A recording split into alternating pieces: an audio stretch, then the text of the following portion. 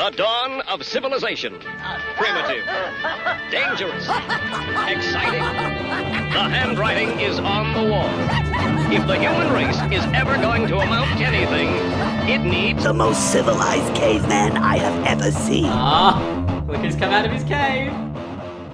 Hey everyone, this is James from Cave Dweller Music. I have my co-host Brendan with me, and we are joined today by Hellwulv from Black Knife. Thank you for coming on the show. It's great to have you. Thank you, guys. I'm glad to be here. Awesome. Yeah. Just for anyone who doesn't know the band, do you want to tell us a little bit about who you guys are and what you do? Yeah, we are a metal punk band based out of Lexington, Kentucky area.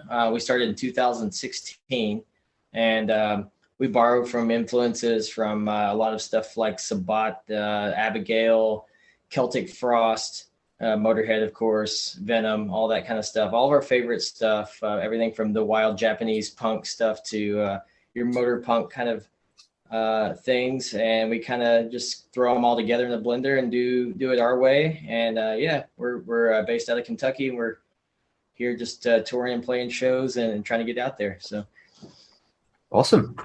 So how do you guys sort of form? How do you meet each other? Well, I was actually a drummer in my old bands for years and years, and so when my old bands kind of disbanded, I've got a one-man black metal project as well called Glass Coffin, and I play everything in that. And so I was already kind of messing around with guitars and stuff like that. And after about 6 years of no shows and stuff like that, I started this band a little later. Just as I wanted to get out there and actually kind of jam with people again, and just, the one man thing's cool, but like I definitely missed that energy of jamming with someone. And I never got to play guitar and be like a front man in the band until this band. So it was kind of like a chance to step out and do something different. So I just started jamming with some friends, and it started out as just jamming around and messing around. And before you knew it, we kind of threw together a demo, and demo went into live shows, and, here we are. So. That's awesome. And then I want to start by talking about your upcoming album, obviously. You've got a split coming up, 4-way split called Faster Than the Fucking Devil. Mm-hmm. And you're releasing that through Wise Blood Records, who's a label we're pretty close with on our side as well. Sean's an awesome dude, and he does a lot for the community.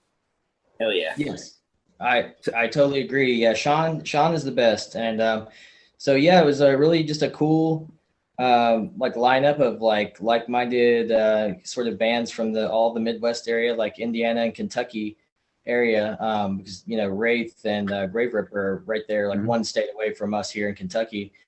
And then we had the extra oddball kind of on the four-way thing, which was Unholy Night from Russia, which is far cry from where we are, but we just really thought style-wise they lined up, and we wanted another band to kind of solidify that split. And I've been a big fan of their music for a long time, and so I was really excited at the chance to kind of work together with those guys.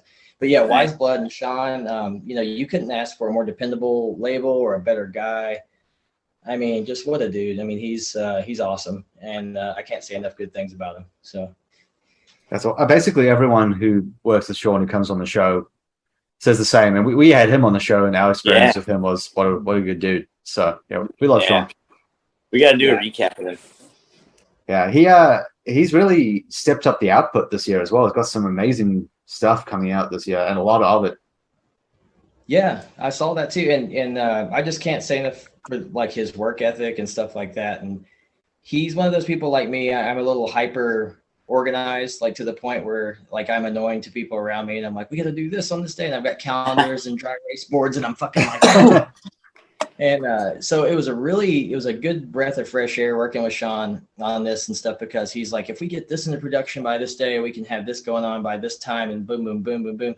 And I'm like, dude, fuck yeah. Like, he is just on top of being a great dude to work with and a solid guy and like a true just fan of like the music and stuff. He's just like totally backs it wholeheartedly and is so like hyper organized that he's just great to work with, So I just had to speak about that too. But yeah, he's the best dude. That's awesome. And it's funny because you worked with another label that we're close with as well, which was Morbid Misery, your previous full length. I came across those guys kind of on accident. We were looking for like dudes to do multiple format and kind of handle, as we're doing everything DIY ourselves. as you can imagine, things get pricey and it gets a little complicated with like the finances of vinyl, and then you're wanting to do tape and CD. But like, I definitely love doing all those multiple formats, but just price wise on, you know, our little tiny working class budget, you know, we were definitely excited to like throw it out there to like see if some other labels wanted to help out. And they stepped in, and as I got to know those dudes again, just like Sean, you know, super on top of it. Just they run a really tight ship and really cool guys, and they didn't fuck around with promotion and stuff like that. They got it out there. It sold out really quick on like the tape in and stuff. So like, just, great dudes, you know. That's awesome. And you were on a compilation that Snowwolf Regulars put together? Mm-hmm. That was Satan's Wolves, right? Yeah, they're friends of ours. It's the Bahargum guys. They're a label from Bowling Green, Kentucky, and they're homies. They we got to play with Bahargum in Bowling Green, which is like super fun gig we got to do, and it was a all Kentucky fundraiser for like the disaster relief stuff that they were doing, and every band on it was like all from Kentucky. So of course we were super excited to be a part of that, you know. Yeah, I mean, Snowwolf's been on our radar a little bit now because they got us into. They put out those Thumos albums, and those guys absolutely. Well, it's what Thumos absolutely rules. Have you heard that the latest 2 releases of theirs? No, I haven't heard those. I'll have to check them out though. I'm a big fan of all the, you know, the Snowwolf stuff. They've got amazing taste. So They do. Yeah. I really like the Fire Messiah stuff too. It's some of the guys behind Snowwolves. Well, one of the guys behind Snowwolves, I think Fire Messiah is really awesome. Like I said, Bahargum, like all the guys in that band, they're just super cool. So I'm definitely into checking that out though. It's very different. It's to those bands. It's like it's instrumental. It's like proggy doom post metal stuff, but just like the technicality is crazy. The songwriting is awesome. Tons of atmosphere. Oh, awesome! Yeah, I'll definitely check that out. Yeah. And then you did another split recently as well, right? It was with Bastard Cross. Yes, we did. So we, with the uncertainty of COVID and all the everything, we kind of already went through a lot of like guesswork. Like, should we put this out? Should we not put this out? During the time we did with Murder Season, which kind of came out during the height of COVID, because we were kind of struggling. You know, we didn't know how long COVID stuff's going to go on, and we're like, do we want to lose momentum that we're already building? Because we were trying to just keep the foot on the gas as far as building momentum with the band. And we're like, do we want to like just say fuck it and put it out now and maybe not able to play these shows for another year or two, which is kind of what we ended up doing? Or do we want to just do, you know, just wait? So we went ahead. With that being said, we released Murder Season before, and then we were just kind of like, okay, 2022 goals. What do we want to have like kind of trickle out into the world? We decided for 2022 to just be dedicated to splits. So we did those sessions like for the 4-way split and for the Bastard Cross thing, like kind of like, you know, goals. And so 2023, we're already kind of like thinking about, you know, we're getting that next full length going here pretty soon, and really getting serious on the writing on that here pretty soon, actually. Awesome. So, can't wait. Yeah. I was gonna say, I love splits. I love when bands do splits, and I love EPs. You know, like so I've banged through a bunch of your stuff like in the last few weeks. And actually, well, Murder Season came out. I found it when Nicholas Turner's that Slog was released on Morbid and Miserable, and then I got it through them, and then I got like their whole discography, and then I'm like going through it, and I'm just like, holy shit, this Black Knife is fucking nutty. I love it. Yeah, thanks, man. Yeah, it's pretty manic, I will say. That's you know, I'm not, like I said, guitar is my second instrument. I'm more of a drummer, honestly. So I'm kind of like what you lack in maybe being like technically proficient. I like to make up for with just being like the songwriting to just be fucking crazy enough to be weird and different, but not so unlistenable that it's just off the rails. So I try to find. So I hope it comes out in the music. So you know that's the goal, you know. But yeah, no, I love like the third track that They Kill at Night, and I'm just like yes. Total Slayer worship a little bit. Yeah, it's so good. You know, you can definitely hear the influences there. But yeah. And that album art is just fantastic. Like that was one of the highest like posts we ever made, the review of that album. People loved it. Yeah. Well, that's awesome.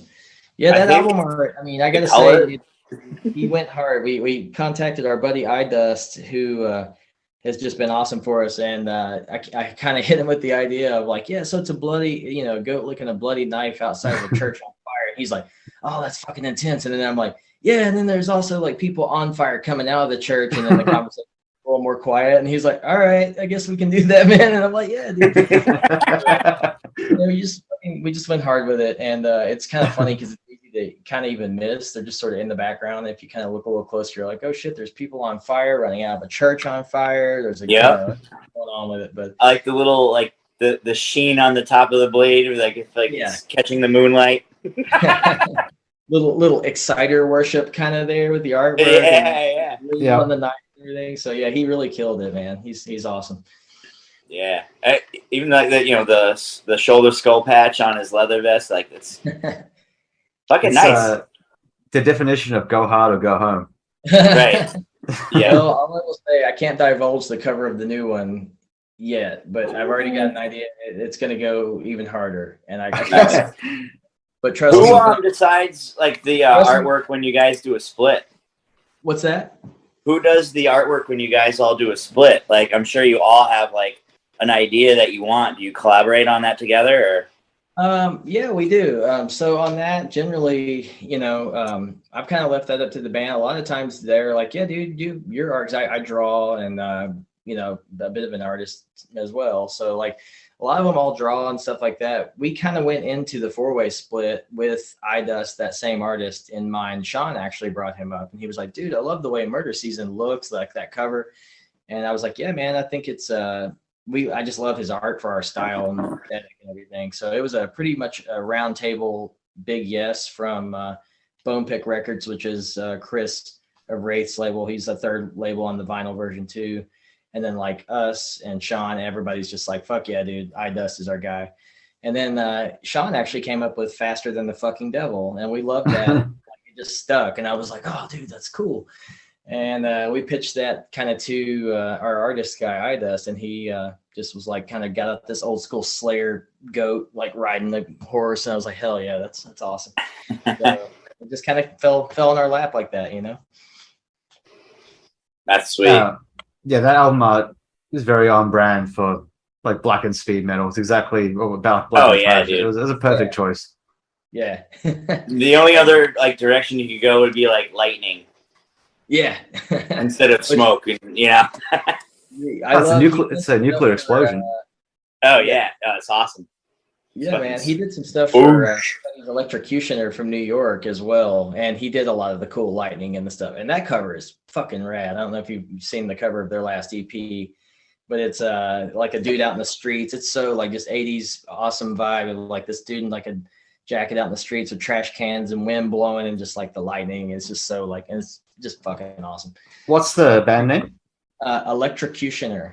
Okay, I was gonna look. From New York. Electrocutionary. Yeah, definitely check those guys out. They're friends of ours from New York, and iDust did their album cover too, and it's pretty killer.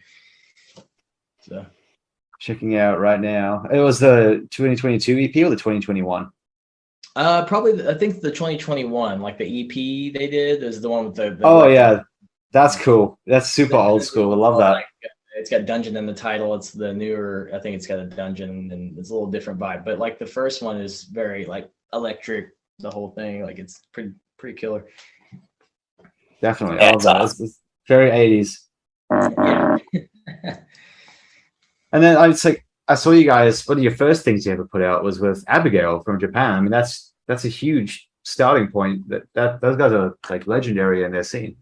It is a huge honor, like a huge feather in my cap that I can say like, okay, dudes, if I die tomorrow, I did a split with Bigail because that's a legendary thing for me and a huge honor. And I literally had my car hit in a hit and run. Oh my god! And I had my insurance money that I was like, okay, I can get my car fixed or I can fund some vinyl. And I reached out to Yasuyuki and was like, hey man, I'm a huge American fanboy geek here. Love your music. And I'm just like, all I need from you guys, if you would be so kind as to do a split with me, is like 5 minutes of music, just whatever. And he was like, okay, send me something. I'll check it out. And he did, and he liked it, and he agreed. And of course, I was just like, fucking Abigail. Oh my God. Yeah. So like I immediately fanboying out, and I'm like, hell yeah, we're doing it. And that's that. Money comes and goes, but like when do you get to do a split with Abigail like that, So so that's what we did. You made the right choice. Yeah. So, okay, what about you influence-wise? What would you say which bands most influenced you as a musician? Me personally, like with the huge one that I always like, I came up listening to like Kiss and the Ramones, like that's where like the rock and roll and kind of like punk foundation came from at a very early age. And I was like 8 years old. And then like later on, your Slayer, your Sepultura, like the early Sepultura, Morbid Angel, all that kind of stuff. I just have like very nostalgic memories of like when I was a kid. This is way before I ever thought about playing drums or guitar. And just on the bus, and I had my big fat Discman that was like the size of a VCR, like in my lap, and like just listening to like, Beneath the Remains and like all that kind of shit, early Slayer. And there's nothing like it still. It's still just got that energy, and it's just a raw fucking pissed off, just, in my opinion, it's duplicated all the time, but never, imitated, but never duplicated, Yeah. Like, so. I agree. I come back to it all the time still. It's never going to get old for me.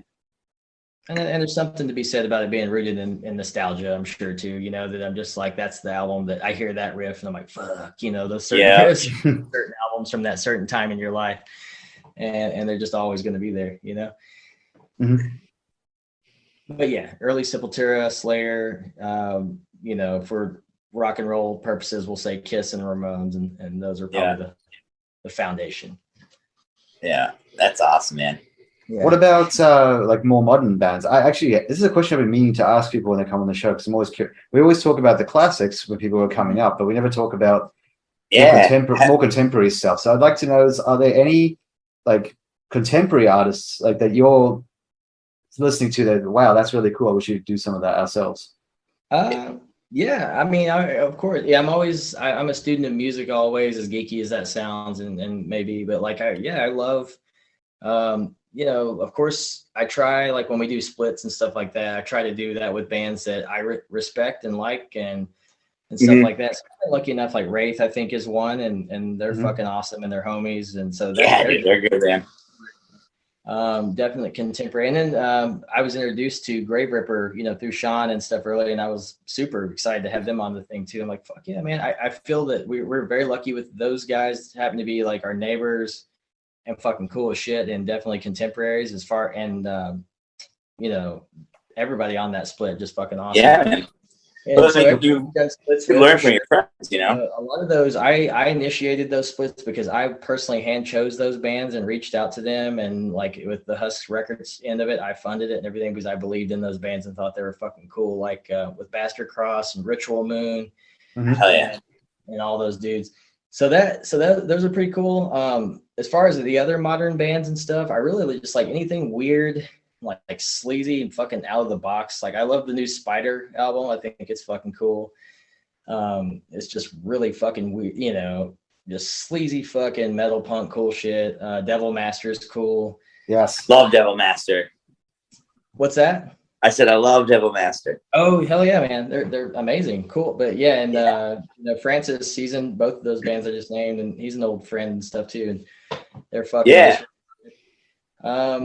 just a lot of the bands we've done splits with, and just anything that modern that's like kind of sleazy, weird, just out of the box, like kind of shit is pretty much up my alley. Of course, Midnight, all those kind of bands are fucking sick. Midnight's new album's probably gonna end up on my end of the year list for sure. It's on my like, oh dude, it's a good album. It's just it's dirty and raw, like good.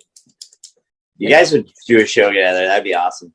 We played with them once. Oh shit, really? It was it was a little under the radar because it was forever and ever ago, and it was like a weird between like tour show. They were coming from here to there, and somehow or another it worked out to where my buddy Clark set up a show with them here in Kentucky, and then he was like, well dude, I don't know any other band around here that makes more sense opening for Midnight than you guys. And I'm like, well, I'm fucking totally on board. So yeah, let's do that.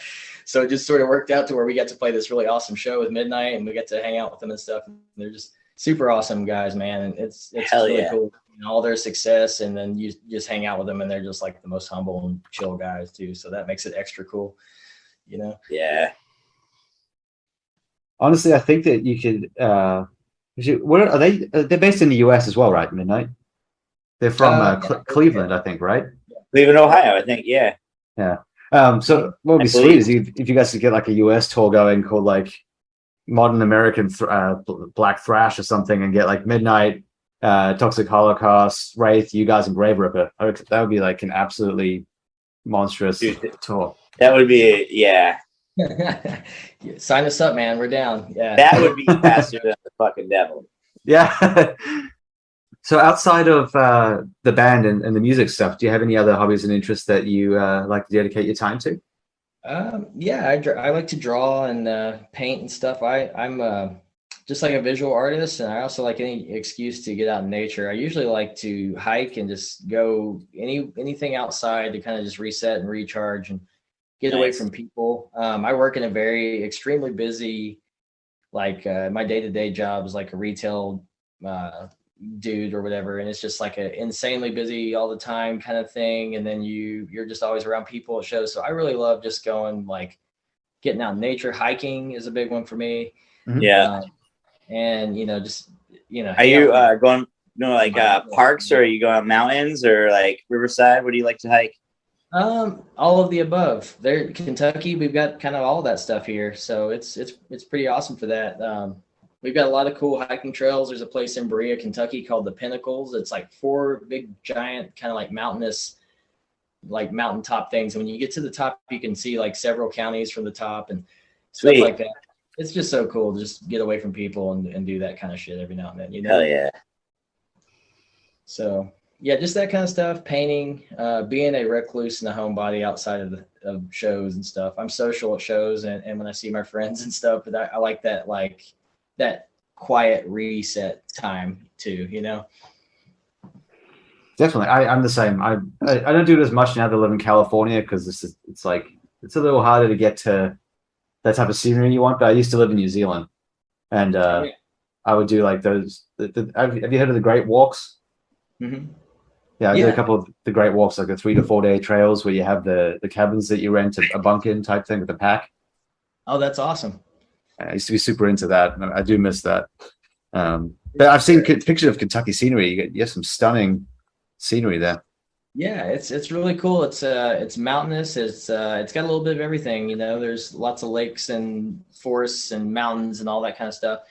And then our drummer, he lives actually in Knoxville. Our new drummer that we just added on recently, and you talk about, like, if you go south of Kentucky.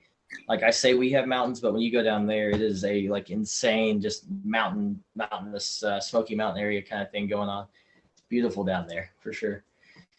That's awesome. I went to Colorado for the first time. I think it was 2 years ago. Like the mountain range there is just like it's. I fell in love with it. Like the second I got there, basically, it's absolutely stunning. Yeah. See, I've never been out west. That's something I plan to do, which we are doing with the band. Coming up like next year and stuff like that too, but like I want to just go, just like unband related, just go and just see the rest of the countries. I'm kind of here in the Midwest. I've been all over the East and up and down the Midwest, but never really out into the West as much as I'd like to. So the Southwest is one of my favorite places in the US for sure. My wife and I, during COVID, when everything was kind of shut down, did a national parks tour around the Southwest because everything was cheap and there was no people. So we just bought a national parks pass and just went national park to park the whole way around the region. Oh, that sounds awesome. Yeah, I'd like to see like Yellowstone and all that kind of stuff and just. Oh yeah, it's beautiful. Yeah, I bet. I live in Connecticut, and there's a bunch of cool little state parks. There's one called the Devil's Hop Yard, and then there's another one called Satan's Kingdom. And they're pretty cool, man. Cool Satan's names. Kingdom. Yeah. The brewery I work for named their beers, or they make beers named after the state park. So it's cool. You're like, people are like, wait, what is this? Satan's Kingdom? What? And do a little research, and you're like, oh, okay. It's all right. It's actually my new thrash band, Satan's Kingdom. They're on a world tour. Yeah. That's the people. But yeah, that's really cool, man. I always love getting out in nature and doing that reset. There's nothing better than that. Yeah, man. And you mentioned before we go on the call that you do some screen printing for the band as well. It's another interest of yours. Yeah, it kind of fell into my lap by default. Mostly just out of, as we're playing shows and we're selling, like every other show or so, we had to make or buy more shirts and have somebody pay to do more shirts. But we were like at a point where we're like, okay, we play a show, we make a little like whatever money, and then we give it to this guy to make shirts. And it was just like rinse, repeat all the time, to the point where I was like, maybe I should just do this myself. I know nothing about printing. I'm in no way a screen printer guy or whatever. And I did a lot of stuff that I fucked up at first, but I literally just kind of like looked up what I needed, watched a lot of YouTube videos, and just DIY. And it's just, it's the true DIY. We've always been. We press our own records. We make our own shirts. We just kind of like do it all. And we had this weird thing for the first couple of years where labels and stuff were, for whatever reason, we're just kind of like, nah, man, thanks, but no thanks. And we're like, okay, well, we'll just put it out ourselves. And then we just got in that habit of like, we don't really need anybody. So like, we'll just keep that going. And I, of course, would appreciate a little help here and there, but we're finally at the end of the day, like, fuck it, we'll do it. We've always done it. So why not, And, so we just do it all, from the screen printing to the shirts to the records to whatever. Awesome. I love that. That's the whole attitude that the scene came up with originally. Yeah. Oh yeah, man. So, but yeah, that was just a weird thing that kind of started early on, and I don't know, some of that just stuck. That like we're like, if we want something done, we'll just do it ourselves, and it kind of stuck with us. I know Brendan has some questions relating to food that he'd like to ask you, actually. Oh, sweet. What you got? Well, as you know, we in Kentucky, you got the Kentucky Derby and bourbon and all that fun stuff. And what's your favorite dessert between these two? Bourbon balls or Derby pie?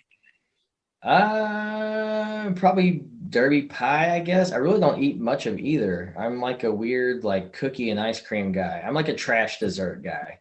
You know what? There's nothing wrong with that. Honey buns from the gas station, like, just like real trash dessert kind of guy. I like all of it. Don't knock a Cinnabon. What's that? Don't knock the Cinnabon. Yeah, Cinnabon. I mean, why not? We'll go Derby pie. We'll go Derby pie on that. Is KFC better in Kentucky than anywhere else? Yes.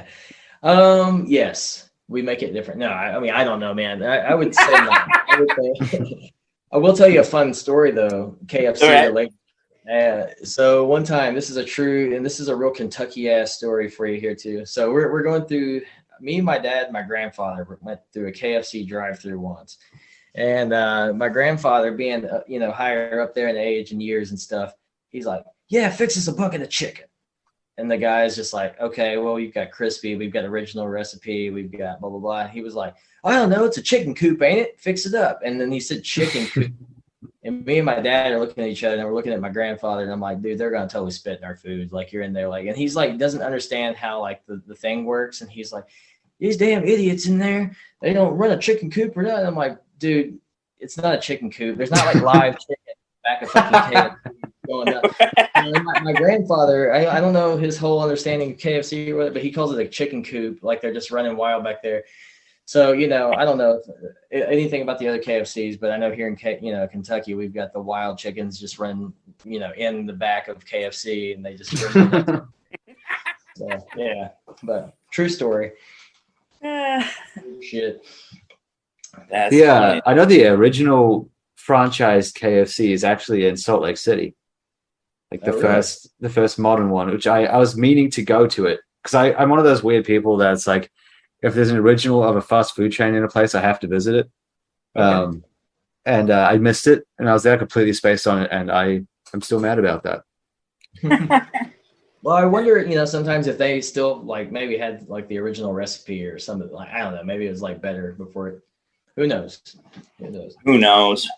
The original McDonald's franchise is in California, and it's pretty sketchy. It's kind of like a beat up old building. Like you wouldn't really go inside that unless you knew it was a McDonald's in there. And they turn it into this weird museum that has like all of the toys from the last, I don't know, 20 or 30 years, like hoarded inside it. It's kind of a weird experience. It's kind of, I recommend it, but it's a strange time. I'll check that out. Just to see the old toys and stuff, but that's kind of weird, Yeah. These big glass cabinets that you like walk down aisles of. And it's in this like random neighborhood. It's not like it's in a weird place. You have to go down the street and there's like houses and stuff, and then there's the McDonald's building. I mean, hey, everything started somewhere, right? I mean, that's good. So in your travels, we've been talking to people about like where they like to go and eat, and have you ever had Culver's? I have, yeah. Well, so I live in Richmond, Kentucky now, but I lived in Nicholasville, Kentucky for years, and they had Culver's there, and it was awesome. Yeah. It's like fast food, but like a little bit more elevated, but not like, steakhouse level or whatever. But yeah, right. It's pretty good, man. Yeah. Corey from Grave Ripper informed us of Culver's last week when we talked to him. Yeah. So now we both really want to try it. Okay. Right. Yeah. So the Culver's burger, man, they've got what they call a butter burger, if I'm not mistaken, and the bread is like these big ass buns with like they're buttered and the whole thing on like a big ass, just ridiculously big burger. Highly recommend. Definitely should go for sure. Nice. Yeah. And they have Scoopy. I did some research. They have a mascot that is an ice cream cone. Oh shit! Hell yeah! I didn't know that. And then being in Kentucky, there's it's famous for bourbon. There's there's bourbon all over the place. Is there like a non there's like popular brands like Maker's Mark and Bullet, stuff like that. But like, is there something that's like way under the radar we got to try and find? No, I mean, I don't drink these days. I'm 4 years on the wagon or whatever. I'm a good boy. Good for you, man. Cheers. Yeah. Cheers. Last I saw, I drank whatever was around. It was usually just your Captain Morgan and your whatever. As far as local, like if like the big ones are the ones that are pretty much out in the world that everybody knows or whatever. But I wouldn't say there's any real we're like well kept secrets as far as bourbon or anything like that. Yeah. So that I'm aware of, unless things have changed over the last few years, which they may have. But so it's not like Scotch. You got to go to some like obscure island off the coast of Scotland to find this like rare bottle. Well, there's the Pappy Van Winkle stuff and stuff like that you guys. Yeah, that's super popular. People like it's coveted. Like you in Connecticut to buy it, you have to win a lottery. Well, shit, that's crazy. I know. Well, in one point in the old retail store I worked at, they had like a separate liquor store outside, and they had a UK like the basketball special like Maker's Mark with the blue wax on the top, and it was like all like a whole different kind of like thing, and it was like limit one, and they literally had some of us work security for this thing because people were trying to like cut line or break in and all this stuff. Oh yeah, man.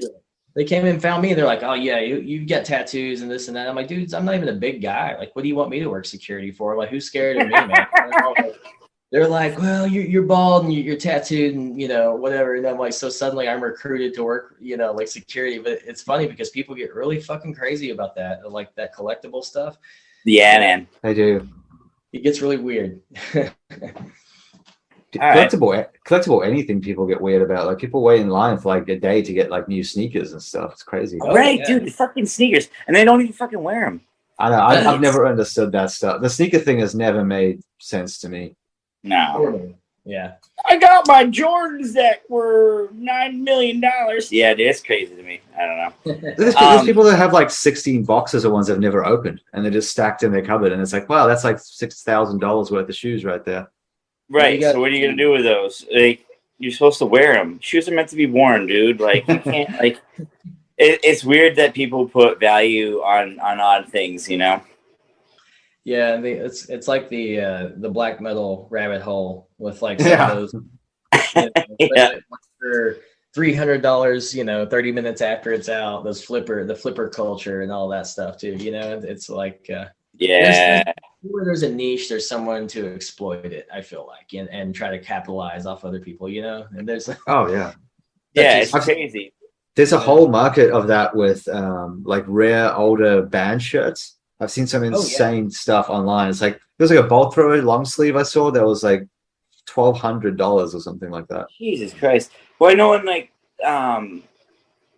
the Riley died from Power Trip, like they were putting their records on Discogs for like $600, $800. Like it's something stupid, It's just like, dude, people are like, I don't know, man. After he passed away. Was that after he died? I heard about that guy too. Yeah. Riley Gale. He would have never went for that too. He was right. Exactly. Like he probably would have like gave you the record if he wanted it. Yeah. Everything I've heard, all accounts, he was all around good dude. That's what I hear. That's pretty unanimous from everybody I've talked to, and it's usually the case. If you hear that many people have nothing but good things to say, I'm like, well, that's pretty good indicator. Yeah, it's like Trevor from Black Dahlia. It's like no one talks trash about that dude. He was basically beloved. So he helped out like the local scene. Yeah, he is a big advocate for the underground scene, that was what I appreciate. I mean, Black Dahlia is like, it's pretty good. It's not my thing so much. I like a couple of their early albums, but I always appreciated how much he did for underground extreme metal. Like he went out of his way to use his platform to push like no-name bands and stuff, which is super cool of him. That is cool. I heard that too. Yeah, he was like contributing. He's contributing like album reviews to blog sites of like bands people hadn't heard of and stuff. Like, if more people in the scene of his like sort of level did that, it would really make a huge difference, in my opinion. Oh, it would definitely do that, But like, like people are only so busy, and they don't necessarily always have that mindset, Like imagine if like Tom Araya or something like, put out a review of a band that he liked that no one had heard of. That would absolutely blow up. Oh, hell yeah. You know what? You're right, because people would respect his opinion because they love his music. Exactly. He's got the platform and all that stuff. It'll be cool to see more of that. Yeah. You know what? We gotta get these oldies, retired awesome musicians to start writing reviews. Bad thing is most of them are going to be doing the cameos instead. If you pay them, they'll say you're cool. Oh, right. More cool and more appreciated that guys like Trevor and those guys who just did that just because, like that was just because they were cool guys. So, Yeah, and it's like the other way you can do that, which he did as well, I've heard, is touring. Picking like lesser known bands to come on tour with you. From what I heard, he always picked like obscure bands to open and stuff like that, like bands people hadn't heard of that he personally liked. So more people could easily do something like that.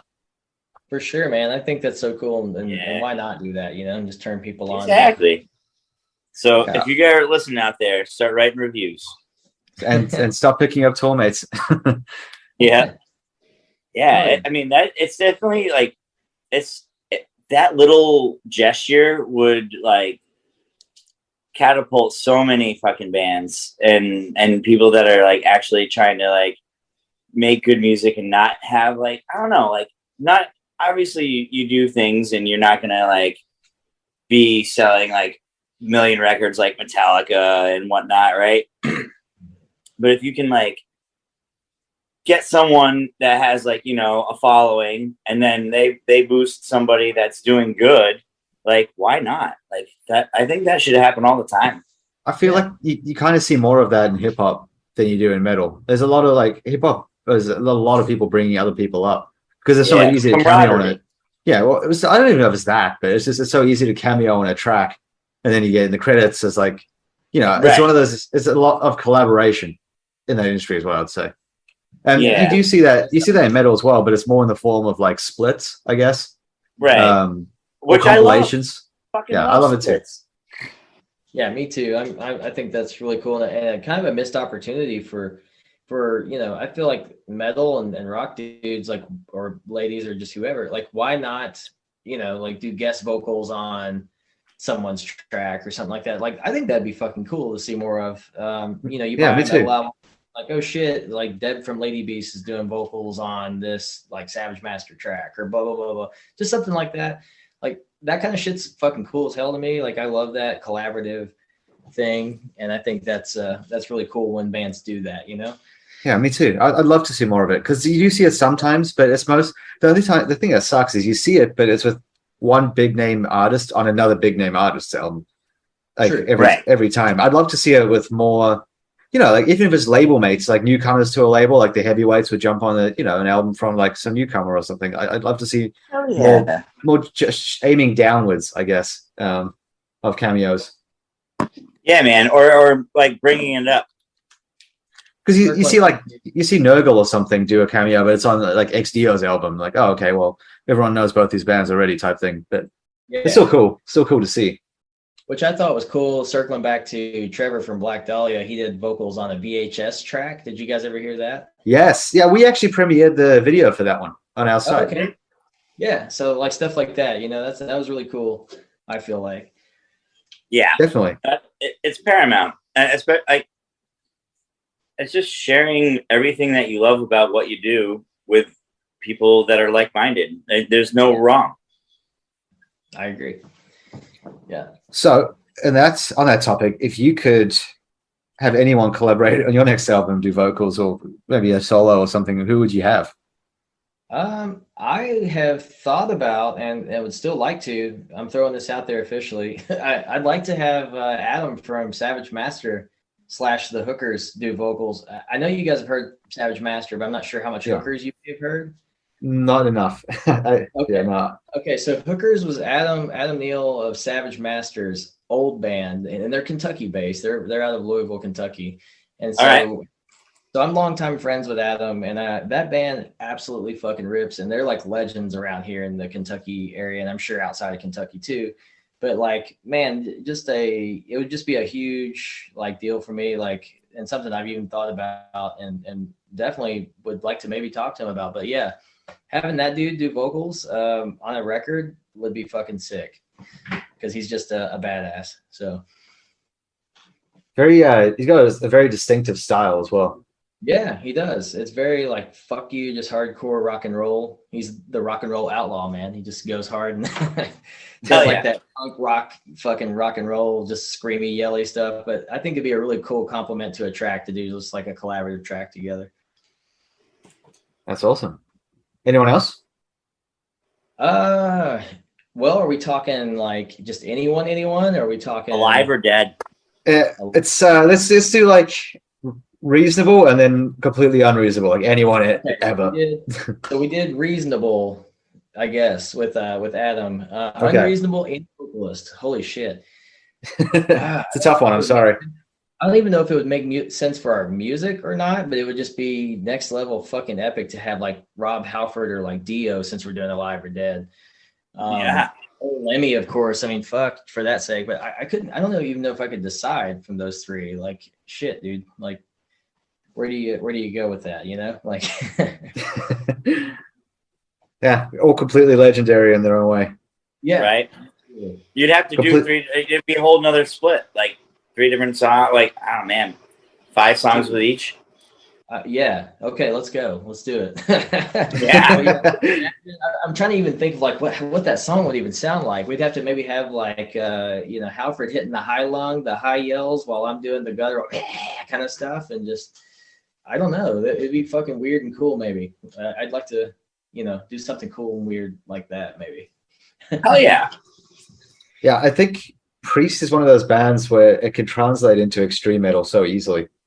I think so. And I've even had some ideas. Our new drummer, he can do that, like that real King Diamond-y high lung kind of yell that I can't do from all the years of this grovel vocals.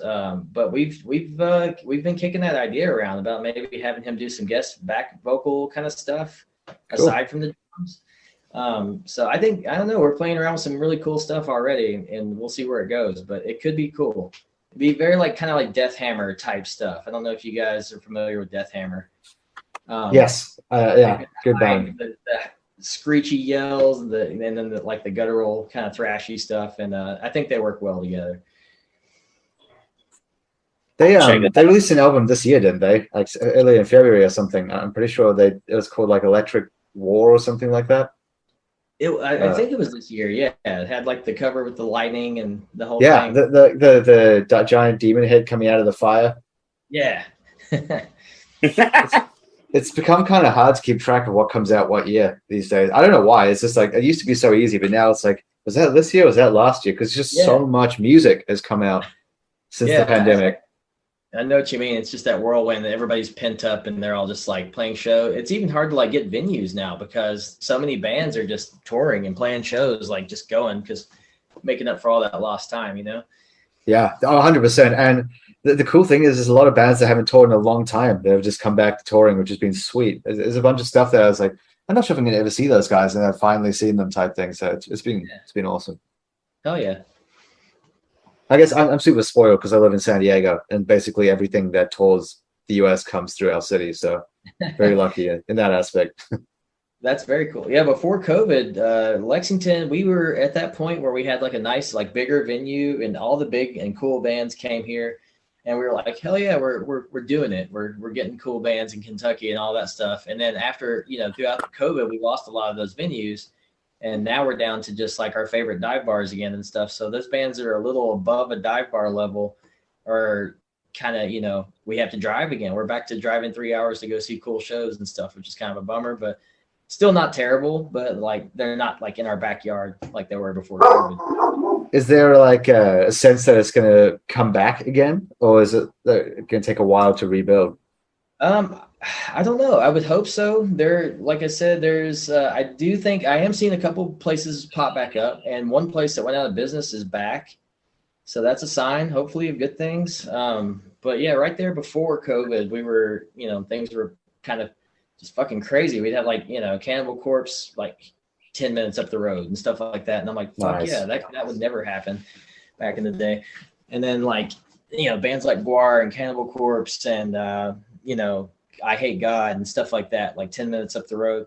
And hopefully we get back to that. And I think we are very slowly, but we're getting there. So I'm actually seeing I Hate God on Wednesday.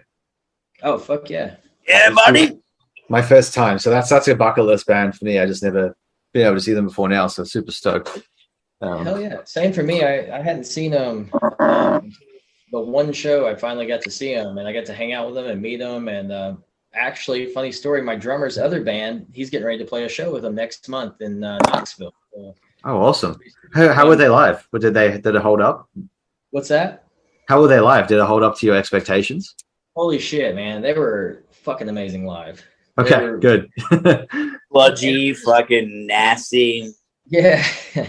When was that before the new album you saw them, or since the new album? This is before. This is pre-COVID. Okay.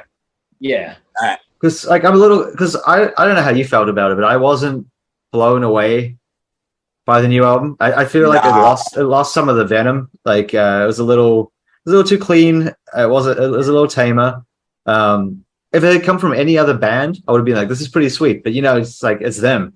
The standard's so high. But I was just nervous. Maybe they cleaned it up too much, like a little bit, and maybe it'll be a bit cleaner live. But we'll see on Wednesday. I can't speak to that. I just know before COVID I saw them, and that was the only time I'd ever got to see them, and they were a bucket list band for me as well up until that point.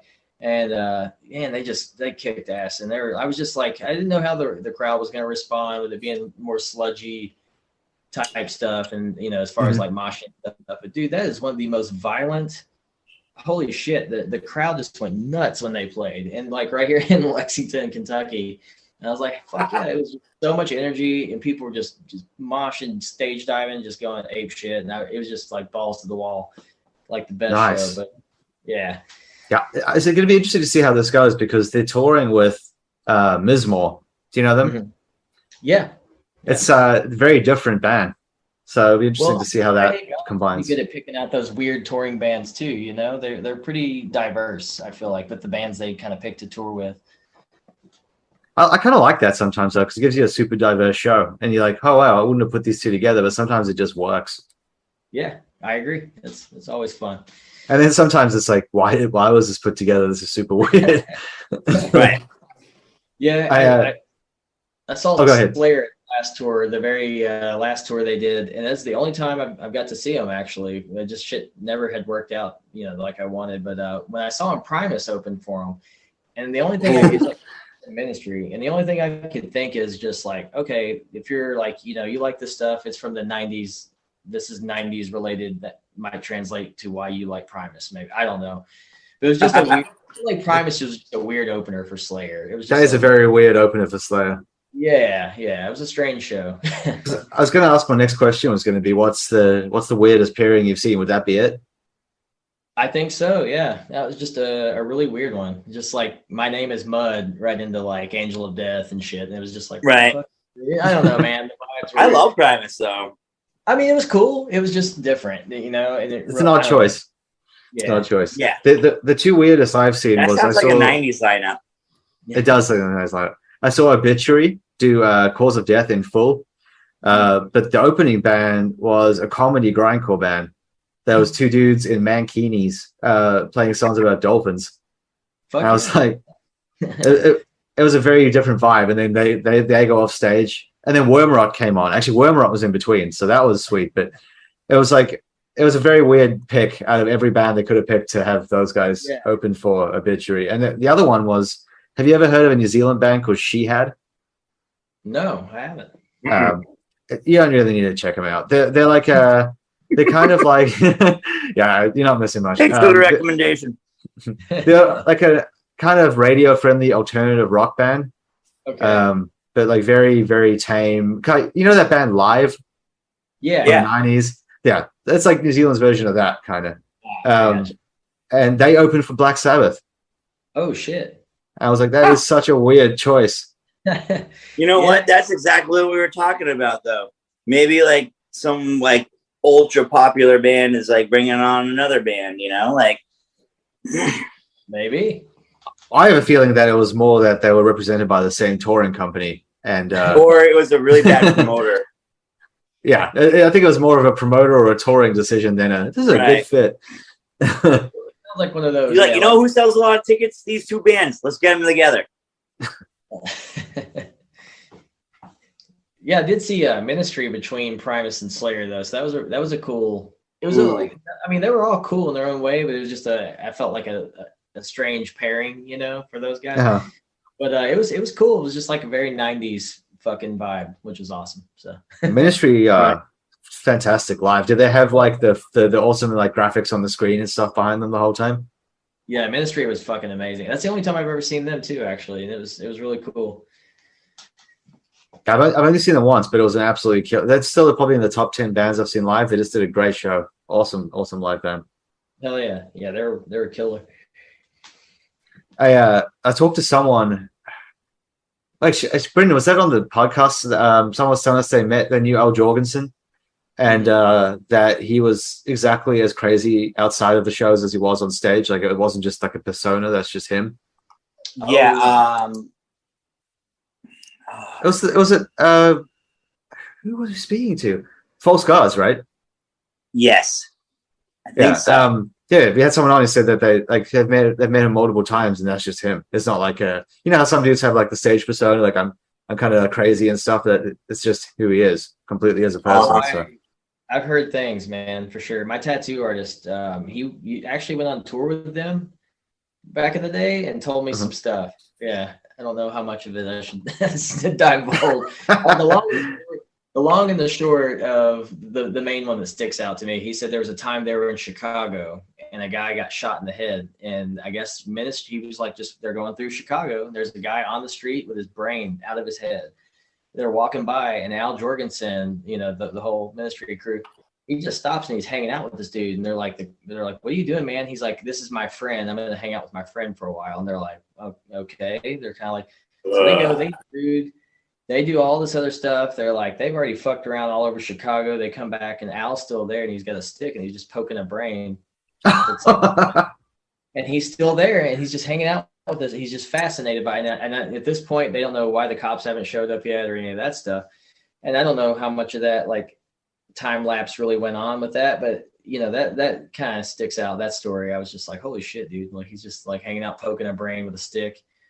Like just being the Al, you know. So yeah. Maybe he saw something that we didn't. You know who else is wild? That you always hear stuff about is the frontman from what are they called? We saw that Brendan that they opened Maryland Death Fest. I'm sorry, Mortician. Mortician. I said Ministry, yeah. I took my time. Mortician. Their frontman's got some crazy stuff behind him. There's a video of him getting like kicked out of a place or not let into a place where we saw Bird Flesh. Yeah, he got kicked out of apparently every venue at Maryland Death Fest. Yeah. See, I've heard some of his story. I didn't know how much of that was what, you know, talk or what, but I mean, I wouldn't doubt that at all. That sounds about right. So, I mean, the crazy one about him that I heard was the carjacking from like Germany. Have you heard that one? Yeah. Was that Germany? I think it was Germany. It was somewhere in Europe. They were on tour in Europe, and he like pulled a knife on his taxi driver and then stole his car, and then tried to leave the country with the stolen car. Did you miss the show? I think they were touring, and they ended up getting arrested. So I don't think they played the rest of the tour or something. But pretty sure he carjacked the dude and then tried to flee the country in the stolen vehicles, from what I've heard. Holy shit! Wow. Yeah. A normal Tuesday, man. You know, I just want to grab his car. Yeah, it's one of those things as well. It's like, you don't know if it's completely true, but that's what the story is, at least. Right. It just adds to his legend, though, man. You know, that's right. Insane. Yeah, exactly. If you're one of the dudes behind that story, you're not going to correct people because that just adds to your legend. But you're like, nah, man, that didn't happen. You're like, yeah, man, that totally happened. Hell yeah. We're actually coming up to the hour mark, so we always try to have a couple of like wrap up questions. Brendan, did you have anything left that you wanted to ask before we ran out of time? I got 3. What is your favorite song to play live? My favorite song to play live, if I had to pick, was probably Spellcaster.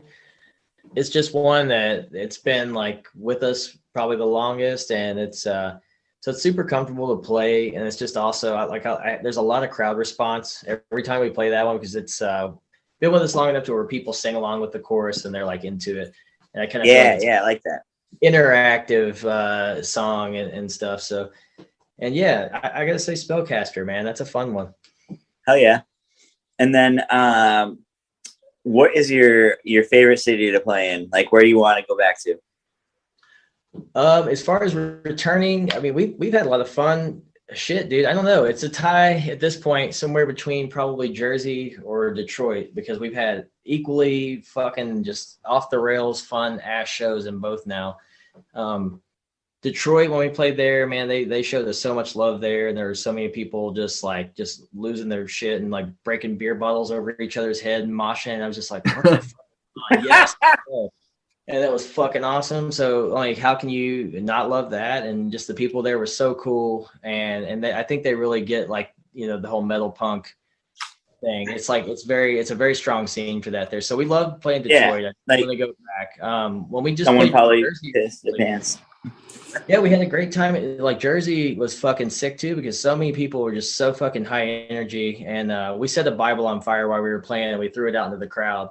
And then I started eating pages out of the Bible too, just to like fucking why not. And then, but yeah, while that was happening, it just became like interactive, and the crowd just started all running up, and everybody was taking turns like ripping pages out of the Bible and catching them on fire and throwing fucking flaming Bible, you know, pages at us while we're playing, and everybody's like spitting and throwing beer. And I'm like, fuck, dude, it's just like that energy was just so good there. And so of the two, you know, somewhere between Jersey and Detroit, you just, you know, you can't like put a price on just that energy and that fucking fun. So hell yeah, man. Hell yeah. well, I got a couple more on top of that. So, do you have a city you want to play in? For the sake of, well, yeah, we want to play. If I could just say anywhere, just logistics aside and all that, Tokyo would be fucking awesome. Hell yeah! Do another thing. Head it up with Abigail. Go play. We would love to, and I'm still in touch with like Yasuyuki and Jiro and all those guys, and also the guys in Baphometal and some of the dudes over there and stuff. So that's a long-term goal, but maybe in time we would love to do that if finances would allow. Hell yeah, man! Fuck yeah! Well, you just threw it out in the universe, so. Hey man, we've got some stuff already in the works for West Coast next year, and then Europe in 2024 actually. So nice. It's already in the works. So hopefully, make it out to Hartford, and I'll fucking throw a beer bottle at you. Hell yeah! If you come to San Diego, I will also be there. Yeah, I'll remember to bring the chicken wire. We'll put the chicken wire up and yeah. And then, do you have a city that you're like, fuck this, I don't want to go back there. I'm not going back to there. I'm not. Oh man, nothing that's been that disastrous. We've had some pretty disastrous local shows that have been like in early on when we first started out, but it was mostly like we played at this place. It's not even a place anymore. But like it had like 2 electric outlets in the whole place. You know. You're losing like guitar halfway through the song, like just disastrous kind of shit. So more of a like, fuck that bar. I'll never play that bar more than, and it's like right here in our own hometown more so than like. Right. Specific. Like upgrade your electricity or like. No, we tend to find like cool fucking people and like-minded like weirdos like us everywhere we go, man. So there's no one place that I've like, fuck this place, I'll never come back, you know, like. Nice. Like That's good. Yeah. That's where I'm at. All right. Good. Yeah. That's it, Brendan? Yeah. Cool. So we always just want to ask at the end, is there anything that you want to tell people to have a look for or be ready for, or what should people check out? Yeah. So we've got our 4-way split with, Wraith and Grave Ripper and Unholy Night coming out on September 2nd. For tape and digital and CD, and then the vinyl should be rolling out around October. And then we've already got our split vinyl 7-inch out with Bastard Cross that you can get off our Bandcamp. We've got those out in the world right now. And then next year we're going to come out swinging with a new full length. So we're going to start writing on that, like we've already kind of started. So it's in the very early stages. But next year we're going to be coming out with that new full length and doing shows, tours, all that good stuff. So. Oh yeah, make it to Hartford. Would love to. Would love to, man. Thanks. Awesome. Well, thank you so much for coming on the show. It was great chatting to you. We really appreciate you taking the time. And we'll have to catch up again in the next year or so. It sounds like you got a bunch of stuff in the works. So if you have another full length or anything like that, just let us know if you want to come talk about it. Would love to, guys. Thank you again for having me on. Anytime. Thanks everyone for listening. That is the end of the show. And stay tuned next time. We're going to have some more guests coming up. Thanks.